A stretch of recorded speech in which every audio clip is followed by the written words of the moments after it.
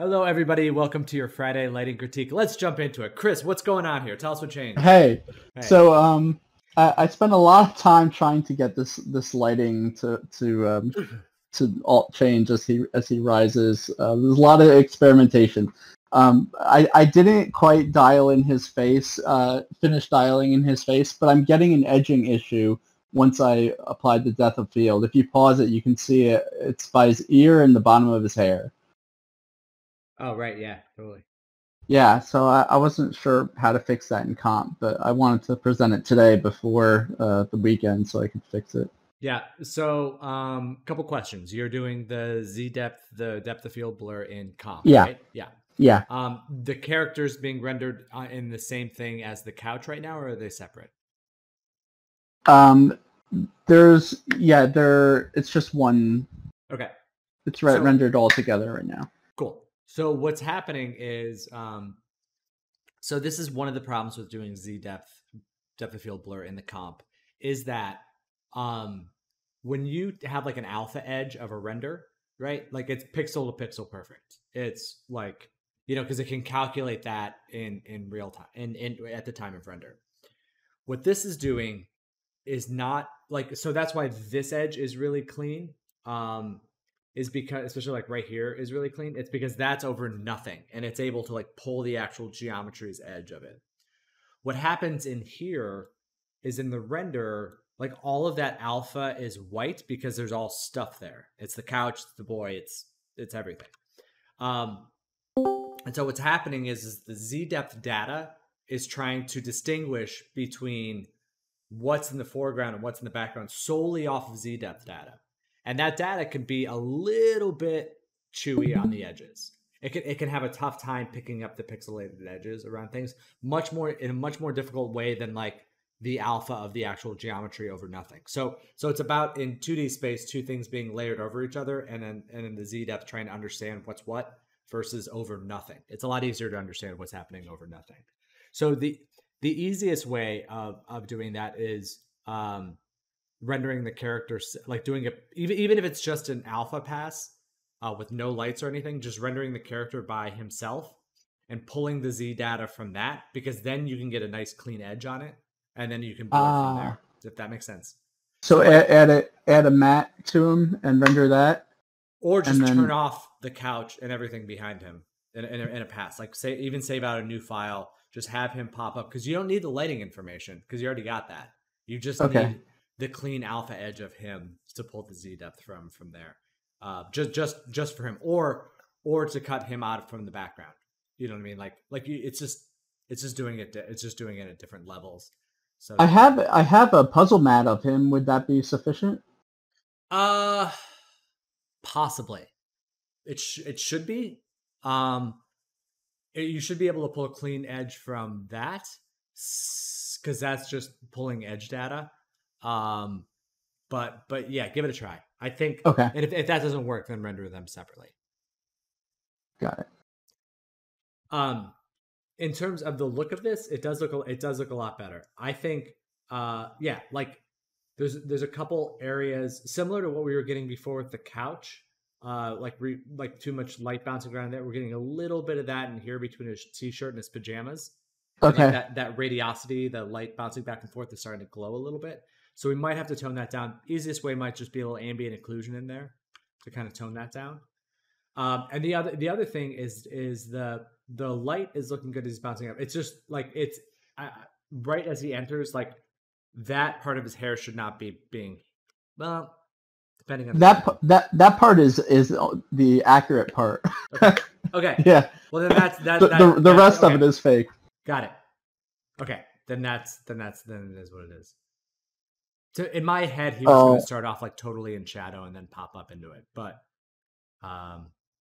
that makes sense, given that he's probably pretty far away in front of the back of that couch. So I was thinking he was closer. I can fake it if it'll look better. Give it a try, mock it up. Like I said, you don't have to tweak it too much, but give it a try. I think emerging from the darkness might be a better look for him. Yeah. Cool. Okay. Yeah. Other than that, I think it's looking good. Any questions? Yeah. Mike, his eyes is a little bit bluish, or it's like that only. Yeah, that's a good call. Let's warm up his eyes a little bit. Warm him up. Yeah, Okay. because Yeah. it's very much blue. Is eyes should not be that much blue. No. Yeah, that's a good call. Because eyes will often reflect the skin tones around us, so they tend to get a little Yeah, warmer. little bit reddish or pinkish tone. That Yeah. might be much better. That's a good call. That's a good call, Abishek. All right. Cool. Cool. All right, Abishek, you said the magic word, so you're up next. Just wanted to start with this. Just wanted to start with the camera move here. I think this looks good. Actually, let me look here. So I think I don't want the camera to stop at the end. I want it to kind of drift throughout. If that makes sense, like because it kind of like it's nice that it settles, but like it's nice the way that it settles. I just think for something like this, it would be better if it just like kind of kept drifting to the side. What do you think? Didn't get you actually. Oh, so like the way that I like the pace of the camera move. I think it looks really good. I just think that it stops here for the last, maybe 20 or 40 frames. I think it should keep moving. Okay. Yeah. And I'm impressed that you got the tentacles to move a little bit. Yeah. This is pretty cool. Be honest, your wife did that, didn't she? Yeah. Yeah, she did. She did rigging part, and I just did some animation part. That's nice. It's the first time I've ever seen him move. It's not much, but it's great. It's perfect. So I think it's good. I would just keep the camera. And I'm doing it 150 seconds. That might be good enough. It's almost 5 seconds. Yeah, that's 5 seconds. I think that's fine. So should I change the camera? Camera is stopping at around 70 or 75 frame. Yeah, I mean, literally, you could just take that. You could just take that curve and just continue it, and they just keep in the end, no? Yeah, just keep it drifting up this way and focusing on the character. It could just continue on their path that it's on. Okay. Sound good? Sure. Yeah. Yeah. All right, let's look at the actual image itself. So this is the previous version. Here's the updated. Let's just do it this way.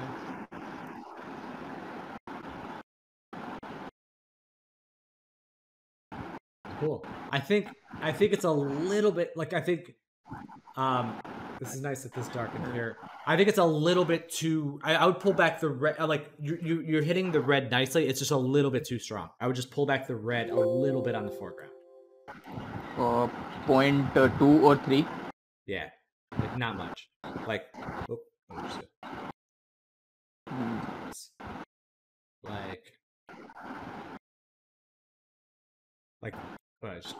like that much. Yeah. Maybe. Got it. It's kind of splitting the difference to where we were yesterday. Like that's good. Yeah. Okay. Yeah. And then let me look at the rest of it.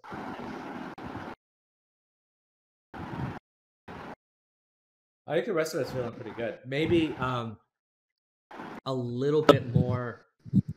Try this real quick. Maybe a little bit more brightness out of these guys back here.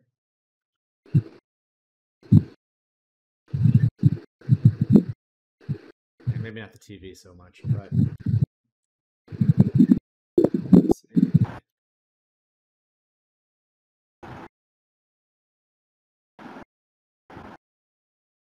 So should I bright this TV and the edge of the lamp? That's what you are saying? Yeah. Just make those little areas brighter. I lost my cursor here in Photoshop. I can't see like where the edge of things are. I hate when that happens. I don't know what the hotkey is for that. I always forget. But anyway, yeah, I would just make those light sources just a touch brighter too. Okay. Cool. So, is it good to go for low-res animation? Yeah, I think you're good for an animation render. Because these are just color tweaks you can do in the comp. Yeah, it's just a new part only. Yeah, render away. I think you're good. And Mike, there is a question about this. This is the still image. So I had done it this ZD focus on the front part on Photoshop only. Okay. So how am I able to make it in comp?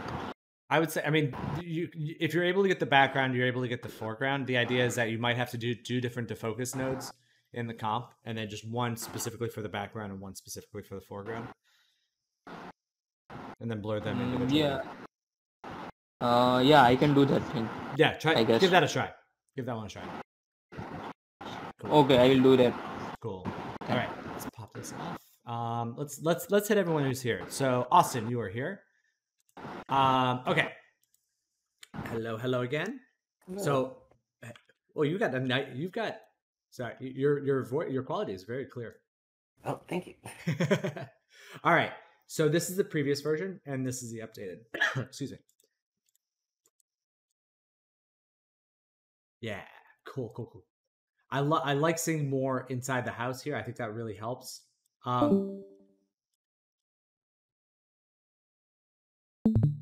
The softness on the snow looks a lot better. I think we can go brighter with the I think we can still push the brightness of the moonlight a little bit more.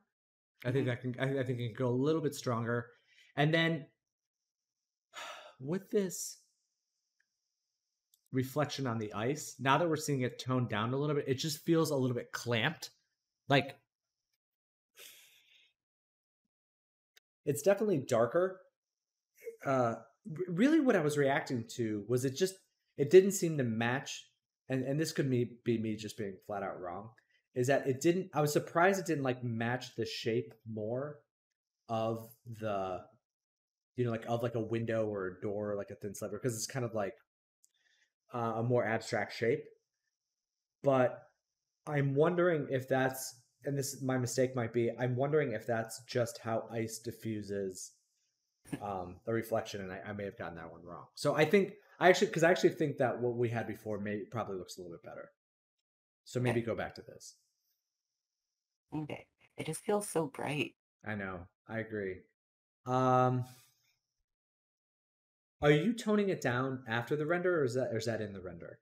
It was after. Okay. Yeah. Okay, let's do it this way, because I think that's what's causing it. Let's do it in the render by toning down the specularity on the ice itself, and maybe that'll help.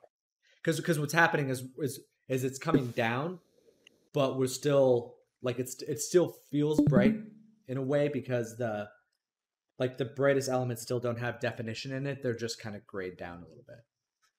Okay. So, yeah. And I think that the light coming out of here can go a little stronger too. I think we probably push this. We're just kind of looking at the light on the snow on the ground here.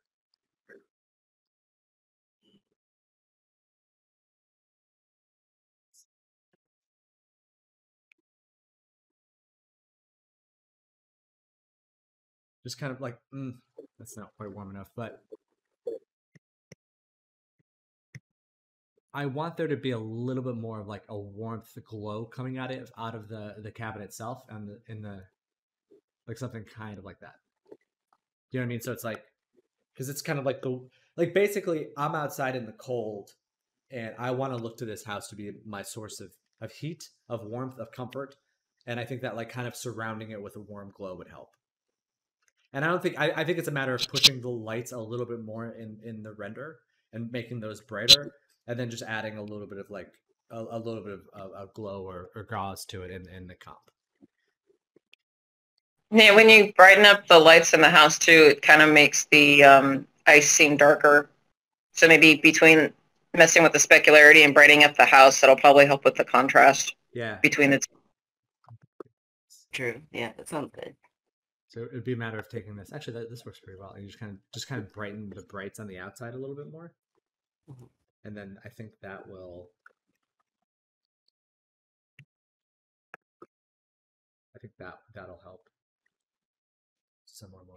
I should make it brighter overall in general as well. Yeah, because I think that's just a matter of increasing the moonlight, and that'll kind of brighten up the overall image, and then hitting the house on top of that with a little extra brightness and warmth. Yeah, this is looking great. Oh, and then for the background, Is this an image back? Oh, is this an image back here? The sky? I made it with some noise and a ramp. Okay. I think I would take off the noise and just keep it as a ramp because it feels, it feels a little bit dingy.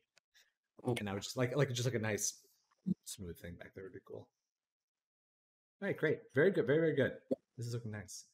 Thank you. Yeah. Oh, also, Yeah. for your cursor, I think if you press the caps key, it should fix it for you.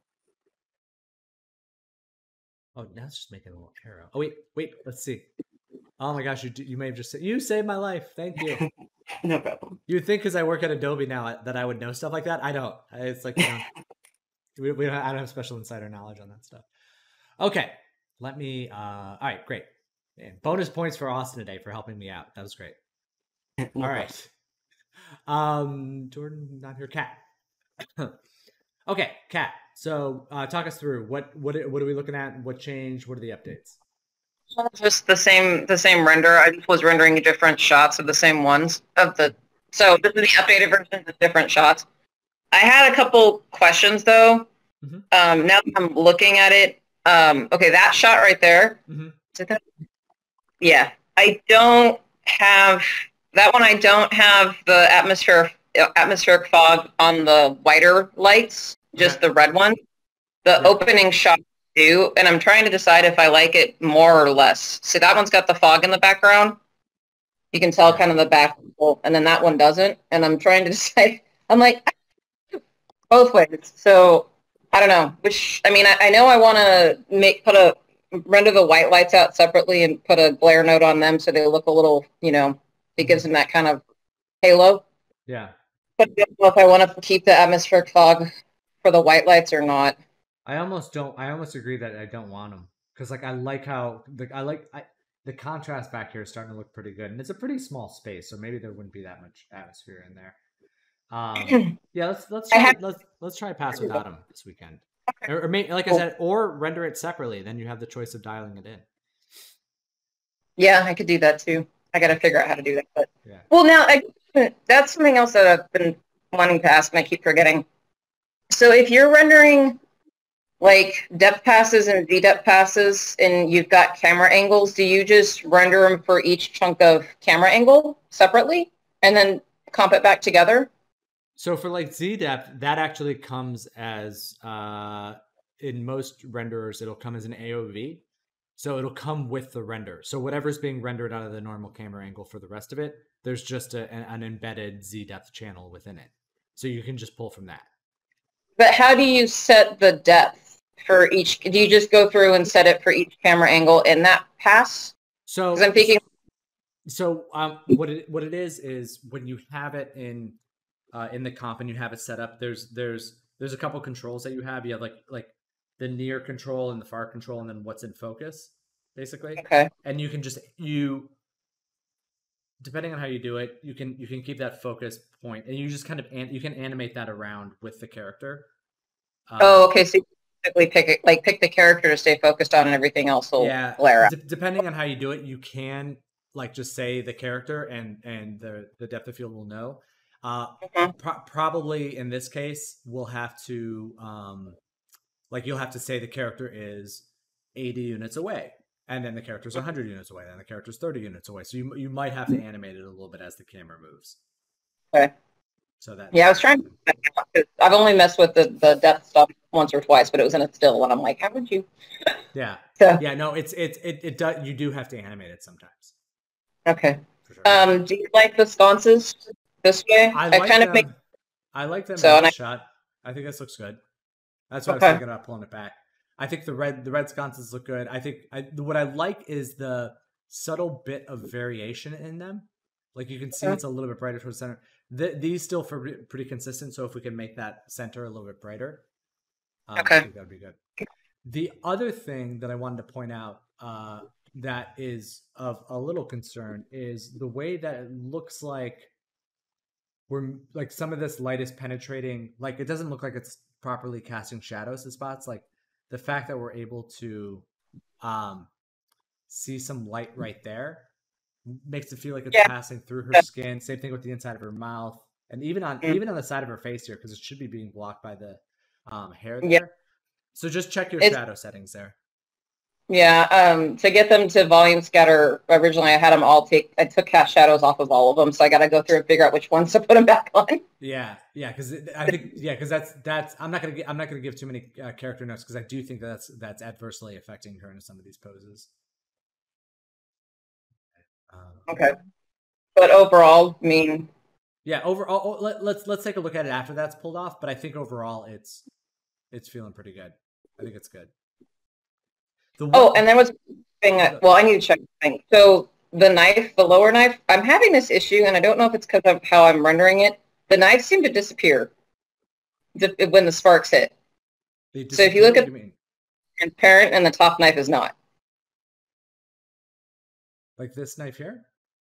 Yeah, the bottom knife that he's holding, it looks like it's transparent. That knife is not, but if you look at the one that's down by the ground, it's almost transparent.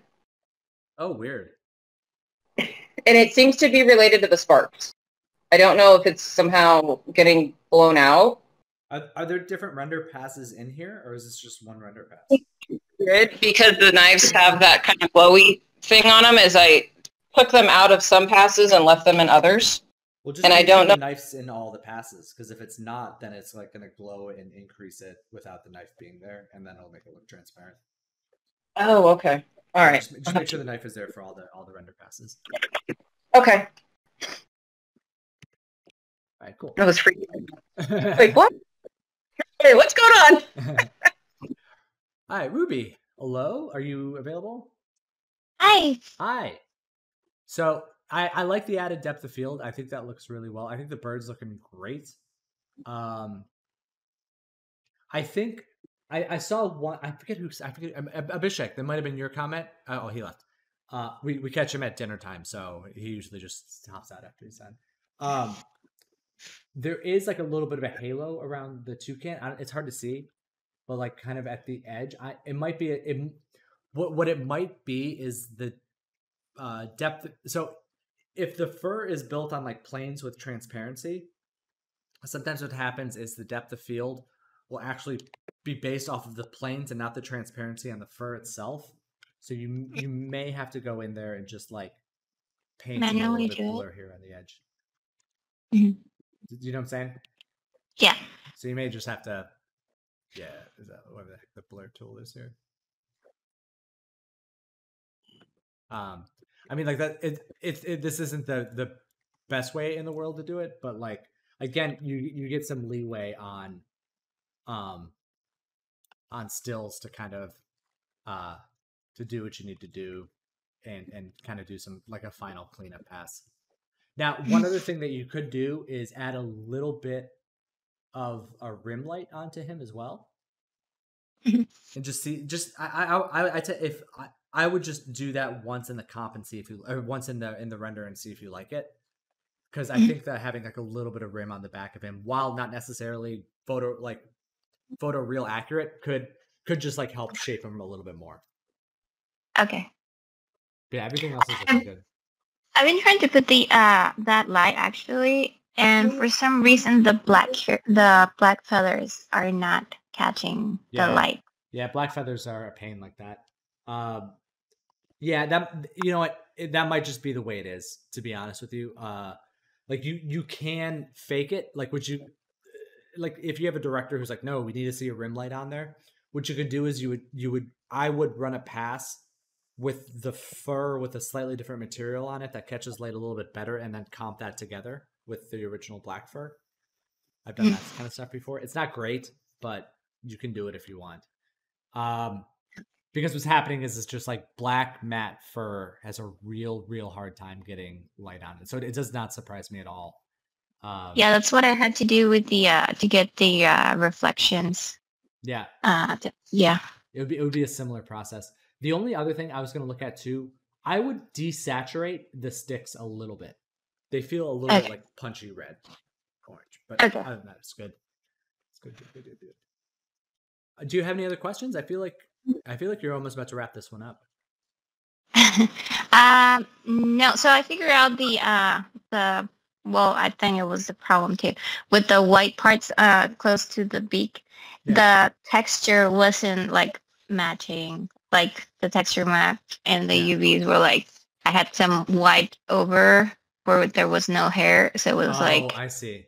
weird. I see. Yeah, so I did that too. So another area that you'll have to kind of tweak is right here. I've just noticed this. Yeah. So I mean, it could be a matter again of like rendering the bird separate from everything else, but it's just the alpha issue. Mhm. So, all right, cool, beautiful stuff, man. Yeah. Yeah. So the depth of field and everything looks good. Yeah, I think it looks good. I mean, if you want to add a touch more to the foreground, I wouldn't be against that, but it doesn't bother me. Like I think I was like, oh, this feels right. You know what I mean? Like, Okay. you just kind of like it just feels good. Awesome. Cool, great Okay. stuff, man. Thank All right, you. let's hop through a few others. We have let's start. We have Alfredo's, which is looking really nice. I love this reference. The biggest thing, yeah, this reference is beautiful. I think the biggest thing for me is the two things. One, the color of the blue feels a little bit on the green side, and I think part of the allure of the other one is it falls more into the magenta range, and so I think that I would work back towards that with my blue values. I love the heavy atmospheric stuff because it just feels like a snowstorm out there, and I think you could bake that in a little bit stronger here too. So more atmospherics, more fog as we go back into space a little bit to make it really feel like there's snow blowing around out there.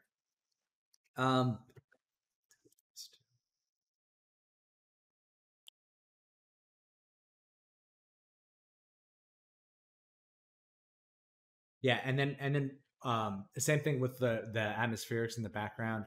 We kind of lose the edge of the mountain a little bit just because it's like it's such in that density that I think we could kind of start to do that here too. And it's just a matter of building that up. I think whatever's causing this light here feels a little bit bright. It feels bright, I should say. And it almost looks like it's happening from outside the cabin because like it's not that bright inside the cabin. It's brighter outside the cabin than inside. So I would tone back whatever light is causing that. And then we'll go from there. But I think that's a good place to be. All right, next up, Amanda. So this is looking good. The interesting thing about not having the reference again is it allows us to analyze this image as a whole on its own. And one of the things that I'm looking at is that I see that this sphere gets it gets brighter than everything else. But up here, I think the way that like you can see it here in the levels, the way that like that top area is kind of clipped off, and I'm just kind of looking up in here. I think we could push just a little bit more brightness up there on top. I think keeping this sphere a little bit different is right, and I wouldn't increase that light. I would just push the overall light just like just a touch more, and then I would go ahead and call this one done because it's looking really good. The softness, the color. Again, I remember this. There's something like tangible about having this color in the blacks that looks really cool. That's not like like when you're designing something, you wouldn't think to do that, but after looking at photograph and looking at reference and studying it, you're able to obtain a look that I can feel as the viewer without necessarily knowing what it is that I like, without being able to analyze it. So I think you've done a really, really, really good job there. All right, next up we have Jordan. So this is, let me see. Is this the update? Yeah. So there's, I tell you what, I think I think 2 was your updated one. Let's see.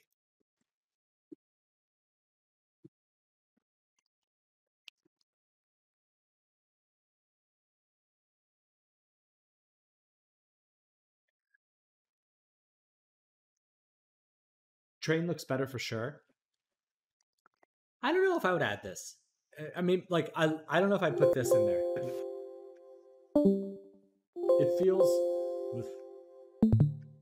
It feels a little out of place in that, I would almost make it, if I was going to make it anything, I would make it brighter.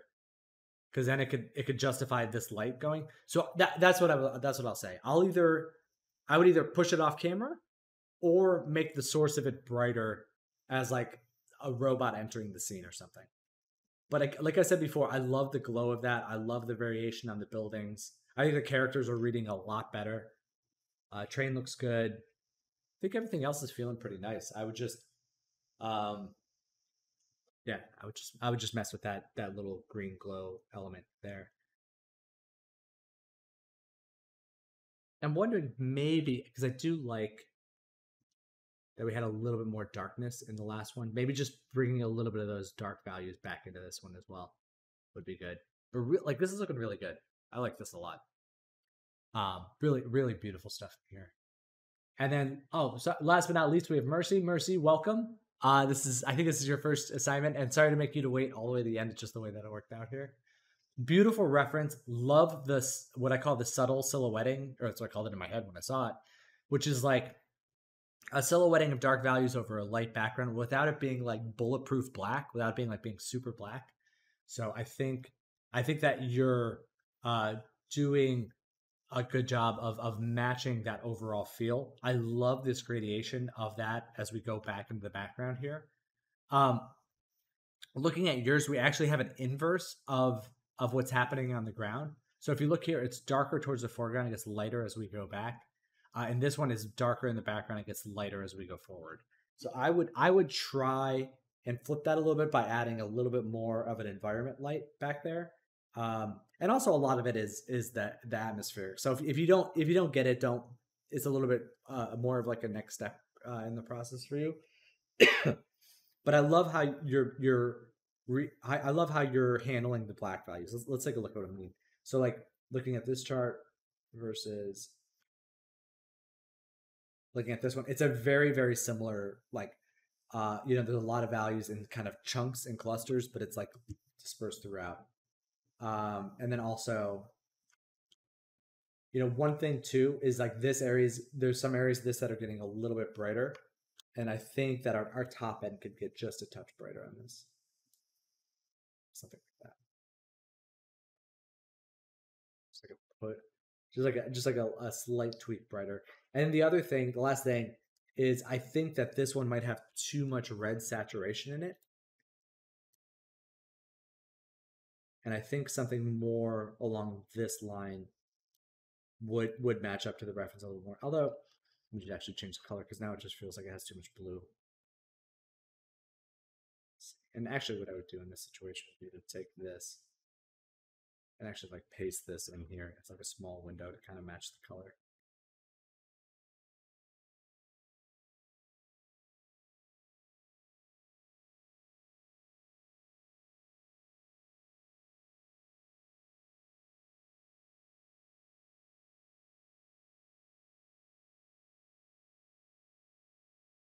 Yeah.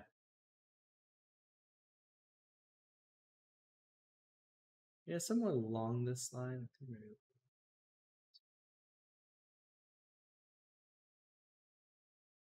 Yeah, that versus where we started, I think feels a little bit better. So yeah, so I would just do the color balance. I would see about getting the more darks in the foreground, more lights in the background.